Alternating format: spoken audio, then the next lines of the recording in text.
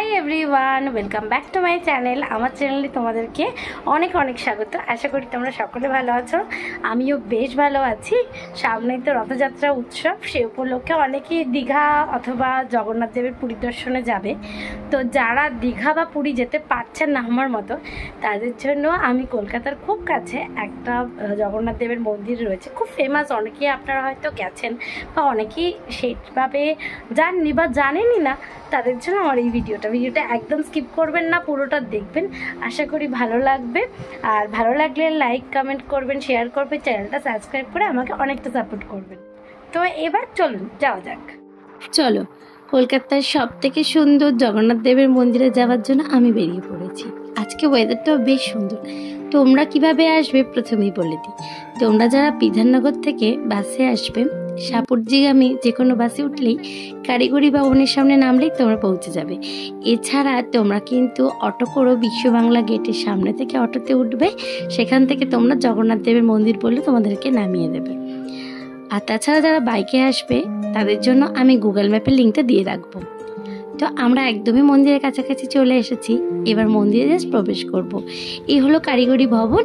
এই সামনে থেকেই দেখতে পাচ্ছেন, ঘুরিয়ে নিয়েই বাঁদিকে পড়বে জগন্নাথ দেবের মন্দিরটা। আর আমি যখন গেছিলাম তখন পুরো পরন্ত বিকেলবেলাটা, দেখুন মন্দিরের সামনে এরকম একটা মাঠ রয়েছে।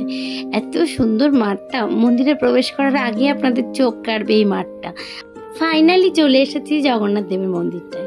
মন্দিরটা কি অপূর্ব দেখুন, খুব সুন্দর মন্দিরটা। এই 2024 সালে কিন্তু উদ্বোধন হয়েছে, জাস্ট 1 বছর হয়েছে। এখনো মন্দিরটা দেখলে আপনারা বুঝতে পারবেন কাজ কিন্তু এখনো সম্পূর্ণ হয়নি। মেন যে ফটকটা সেখানের কাজ চলছে, আদারওয়াইজ ভেতরের অনেক কাজও হয়তো এখনো বাকি আছে, সেভাবে আমি জানি না। জানো তো, এই মন্দিরে দিনের বেলায় এক অপূর্ব রূপ দেখতে পাচ্ছ, আর যখন সন্ধে হবে তখন দেখবে নানা রঙের আলোকিত হয়ে এই মন্দিরটা কিন্তু একদম অভূতপূর্ণ লাগছে। অপেক্ষা শুধু সন্ধে হওয়াটুকু। সবই তো এখন স্নান যাত্রা গেল, স্নান যাত্রার পর কিন্তু জগন্নাথ দেবের দর্শন দেওয়া হয় না, তোমরা সকলেই জানো। কিন্তু তোমরা যদি রথের আগের দিন বা রথযাত্রার পরের দিন বা রথযাত্রার দিনকেই আসো, তোমরা কিন্তু খুব সুন্দর এখানে পুজো দিতে পারবে এবং জগন্নাথ দেবের দর্শনও কিন্তু করতে পারবে। যাই হোক, মন্দিরটা তোমাদেরকে একবার ঘুরিয়ে দেখাই।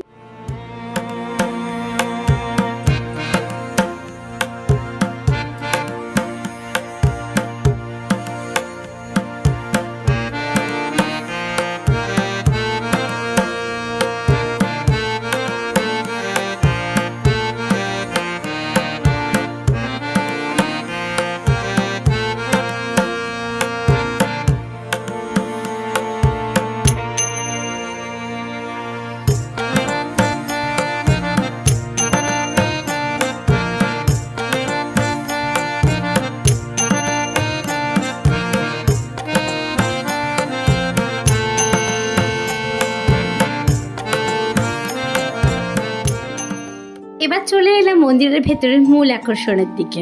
এই যে জগন্নাথ দেব, বলরাম এবং সুভদ্রা দেবীর মূর্তি, এই মূর্তির পাশে রয়েছে কিন্তু একটি লক্ষ্মী এবং সরস্বতীর মূর্তি। এইটা ঠিক কী কারণে আমি জানি না, তবে ভগবানের দর্শন করে নিন।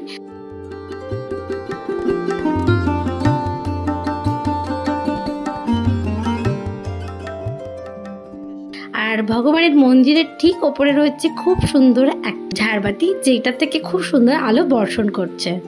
জগন্নাথ দেবের বিগ্রহের পাশেই রয়েছে কিন্তু এখানে সীতা মাইয়ার বিগ্রহ। আপনারা চাইলে এখানেও কিন্তু পুজো দিতে পারবেন, এখানেও নিত্য পুজো হয়।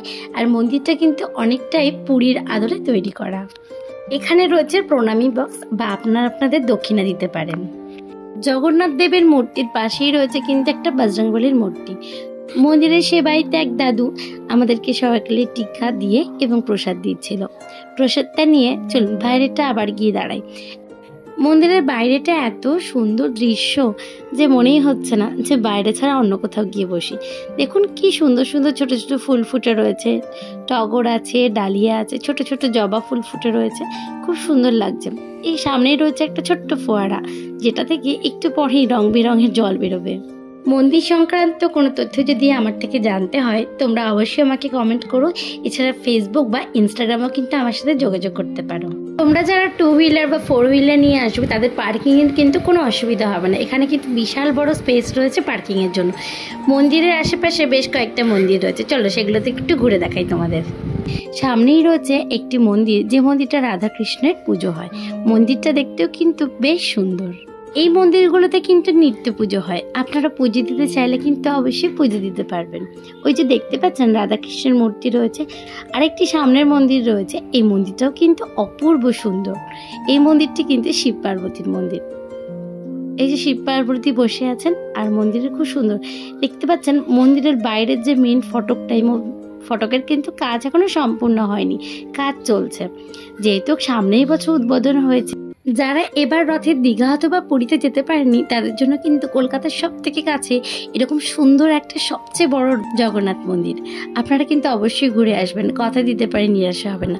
ওই যে সন্ধে হয়ে গেছে, আর কি সুন্দর আলো জ্বলে উঠেছে দেখুন তো। এবার মন্দিরের সকালের আর বিকেলের দৃশ্যটা একদম অন্যরকম লাগছে না? তার সঙ্গে শুরু হয়ে গেছে জলের ফোয়ারাতে সেই নানা রঙের খেলা, বেশ দারুণ লাগছে। আচ্ছা, আপনাদেরকে তো বলাই হয়নি এই মন্দিরে আপনারা কখন আসবেন।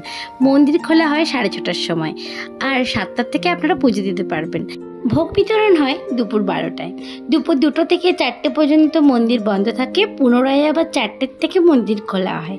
সন্ধে 7টায় কিন্তু হয় সন্ধ্যা আরতি, এবং 8:30টার মধ্যে মন্দির বন্ধ হয়ে যায়। আমার মতে মন্দিরে আসার জন্য বেস্ট টাইম কিন্তু বিকেলবেলাটা। মন্দিরের বিকেলের দৃশ্য আর সন্ধ্যাকালীন যে আলোটা থাকে তার দৃশ্য, দুটোই আপনারা কিন্তু উপভোগ করতে পারবেন।